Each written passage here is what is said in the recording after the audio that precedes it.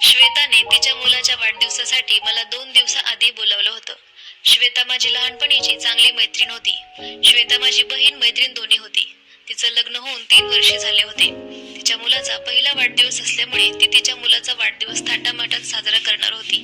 तिने तर खास मला फोन करून तसं आधीच सांगितलं होतं. जीवजी सुद्धा फार आग्रह करत होते. वाढदिवसाच्या दिवशीच मी श्वेताच्या घरी पोहोचले. मी जशी तयार होऊन डेकोरेशन हॉलमध्ये गेले, मला बघताच जिजूंनी माझी गळाभेट घेतली. श्वेता कुठे आहे त्याबद्दल मी जिजूंना विचारलं तर ते माझा हात पकडून माझ्याशी गप्पा मारू लागले. मी पुन्हा एकदा श्वेताबद्दल विचारलं तेव्हा ते म्हणाले की आमचा हर्ष फार रडत होता, त्यामुळे श्वेता त्याला शांत करायला आत गेली आहे. तासाभरातच वाढदिवसाला सुरुवात झाली. वाढदिवस झाला त्या दिवशी मी जिजूंना बऱ्याच दिवसानंतर भेटले होते. वाढदिवस झाल्यानंतर मी बाकी पाहुणे मंडळीप्रमाणे माझ्या घरी जायला निघाले. तेव्हा श्वेताने मला थांबवलं आणि म्हणाली, उद्या सकाळी जा ना, बरेच पाहुणे उद्या जातील आणि तू थांबलीस तर मग आपण दोघे जण तर बाहेर फिरायला जाऊयात. मग मी सुद्धा बोर होत होते म्हणून मीही थांबले.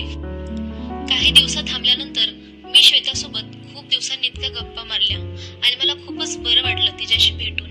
इतक्या वर्षांनी आम्ही भेटलो होतो, तरी 3-4 दिवस मी तिच्या जवळ होते.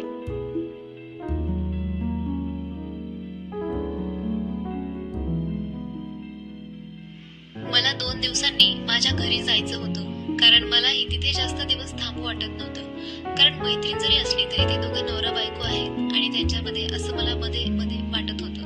मग मीच तिला म्हटलं की मला जायचं आहे, पण त्याआधी त्यांनी मला डिनरला न्यायचं ठरवलं. पण श्वेताला काही काम होतं म्हणून ती येऊ शकली नाही. मग मी जिजूंसोबत डिनरला निघाले होते. डिनरसाठी जिजू मला त्या हॉटेलमध्ये घेऊन आले होते. डिनरसाठी जिजू मला ज्या हॉटेलमध्ये घेऊन आले होते तिथे मला फॅमिली कमी आणि कपल्स जास्त दिसत होते.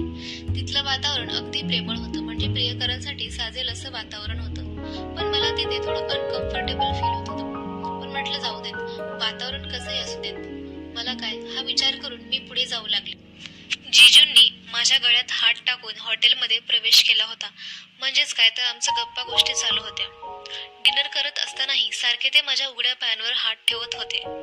मी त्यांच्यापासून जेवढा वेळ बाजूला सरकत होते तेवढ्या वेळा ते माझ्या जवळ येण्याचा प्रयत्न करत होते. लवकरात लवकर डिनर संपवून आम्ही घरी पोहोचलो. रात्री झोपायच्या टायमाला मी त्या दोघांच्या खोलीत जाण्यासाठी नकार दिला. म्हटलं माझ्यामुळे त्या दोघांना डिस्टर्ब व्हायला नको. मग नंतर जिजू म्हणाले, आता काय डिस्टर्ब होणार. मग मला वाटलं काहीतरी गडबड आहे. मग मी रूम मध्ये गेल्यावर श्वेताला विचारलं, जिजू असं का बोलत आहेत, तुमच्यामध्ये काही प्रॉब्लेम आहे का. मग श्वेता म्हणाली, नाही ग, आमच्यामध्ये सगळं ठीक आहे. पण नंतर तिलाही नाही राहवलं. मग तिने मला सांगितलं की डिलिव्हरी झाल्यानंतर माझी तब्येत ही अशी वाढली आहे, मी जाड झाली आहे, म्हणून त्यांचा माझ्यामधला इंटरेस्ट कमी झाला आहे. असं म्हणून ती झोपी गेली.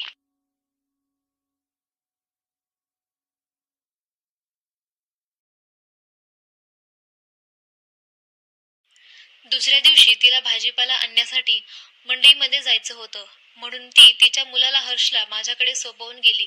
आणि विशेष म्हणजे त्या दिवशी जिजूंना ऑफिसला सुट्टी होती, ते घरातच होते. पण तिला काय माहित तिच्या नवऱ्याची नजर हळूहळू कशी होत चालली आहे. हर्षला झोपवून ती गेली होती, पण ती गेली तितक्यातच हर्ष झोपेतून उठला आणि एवढ्या जोरात रडायला लागला की मला त्याला शांत करायला जमत नव्हतं. पण तरी सुद्धा किचनमधून दुधाची बॉटल गरम करून आणून त्याच्यासोबत त्याला प्यायला दिली.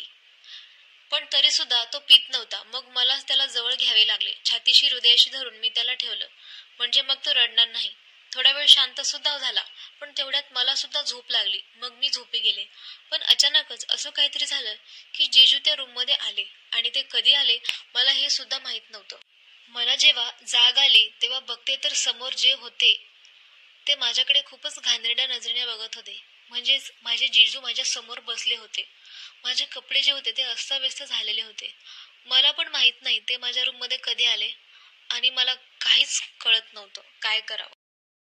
या सगळ्या गोष्टींचा मी विचार करतच होते. तेवढ्यात तिथे श्वेता आली आणि मला म्हणू लागली, तू टेन्शन मध्ये आहेस का, काय झालं सांग बघू मला.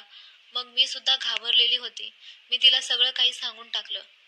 जिजूनी माझ्यासोबत काय केलं आणि त्यांनी मला त्या अवस्थेत बघितलं, सगळं मी तिला सांगून टाकलं. तेव्हा तिला सुद्धा समजलं की तिच्या मैत्रिणीची काही चूक नाही. नजर तिच्या नवऱ्याचीच खूप वाईट आहे, ज्याच्यामुळे इतक्या दिवसापासून तिचा नवरा हा तिच्या मैत्रिणीला आग्रह करत होता की तू घरी जाऊ नकोस, आणखीन काही दिवस थांब. आणि तो तिला किती मेसेजेस करत होता हे सुद्धा तिने श्वेताला सांगून टाकलं. थोड्याच वेळात जिजू तेथे आले.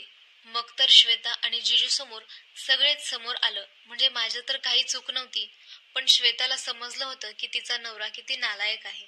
तेव्हा तिला विस्कटलेल्या अवस्थेत पाहून तुझी तिच्यावर नजर फिरली. तू तिच्यासोबत जबरदस्ती करण्याचाही प्रयत्न केला असं ती त्या जिजूंना भांडू लागली, बोलू लागली. ती खूप रागात होती तेव्हा. जिजू आणि श्वेतामध्ये बराच वेळ भांडण चालू होती. मी काहीच बोलत नव्हते, कारण त्यात माझी काही चूकच नव्हती.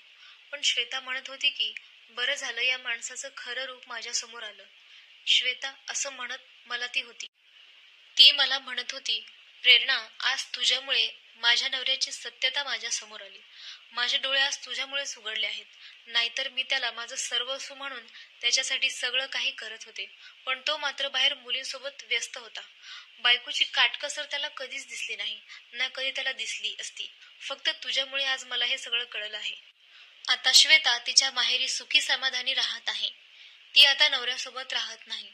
तिने त्यांना डिवोर्स देऊन टाकला. ती म्हणाली, अशा माणसासोबत राहण्यापेक्षा मी एकटी आनंदाने माझ्या मुलासोबत राहील.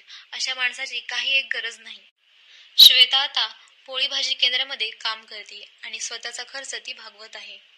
आणि आज ती एक इंडिपेंडेंट वुमन म्हणून जगत आहे. म्हणूनच मंडळी, दिसतं तसं नसतं, म्हणून जग फसतं. आजची ही कथा तुम्हाला कशी वाटली कमेंटमध्ये नक्की सांगा. आणि हो, आपल्या चॅनलवर नवीन असाल तर चॅनलला सबस्क्राईब करायला विसरू नका आणि जास्तीत जास्त शेअर करा. धन्यवाद.